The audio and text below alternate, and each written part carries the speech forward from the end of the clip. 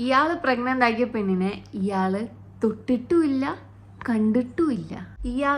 ഇയാൾ പ്രഗ്നൻ്റ് ആക്കിയ സ്ത്രീയും കൊലക്കുറ്റത്തിനകത്താണ്. ഇവൻ സെക്കൻഡ് ഫ്ലോറിലും ആ സ്ത്രീ താഴത്തെ സ്ഥലത്താണുള്ളത്. ഒരു ദിവസം ഇവന് മനസ്സിലാക്കും ഇവൻ്റെ റൂമിലുള്ള ആ താഴത്തെ വെൻറ്റ് വഴി ഇവന് താഴെയുള്ള ആളോട് സംസാരിക്കാമെന്ന്.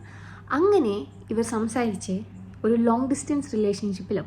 അങ്ങനെ ഒരു ദിവസം ഡെയ്സി പ്രഗ്നൻ്റ് ആയി. ഓഫീസേഴ്സ് വിചാരിച്ചു ഇവർ സ്നീക്ക് ഔട്ട് ചെയ്ത് രാത്രി മീറ്റ് ചെയ്യുന്നുണ്ടാവും എന്നൊക്കെ. പക്ഷേ അവർ സെല്ലിൽ നിന്ന് പുറത്ത് കിടന്നിട്ടില്ല. അപ്പോൾ എന്താണെന്ന് വെച്ചാൽ ഈ ജോൺ സംഭവം ഒരു പ്ലാസ്റ്റിക് കവറിൽ കിട്ടി അത് നല്ലോണം ടൈറ്റായി റാപ്പ് ചെയ്ത് ആ വെൻറ്റിലൂടെ ഇടും. ഡെയ്സി താഴെ അത് കളക്ട് ചെയ്യും. എന്നിട്ട് സ്വന്തം ബോഡിയിൽ അത് ഇഞ്ചെക്റ്റ് ചെയ്ത് വിടും.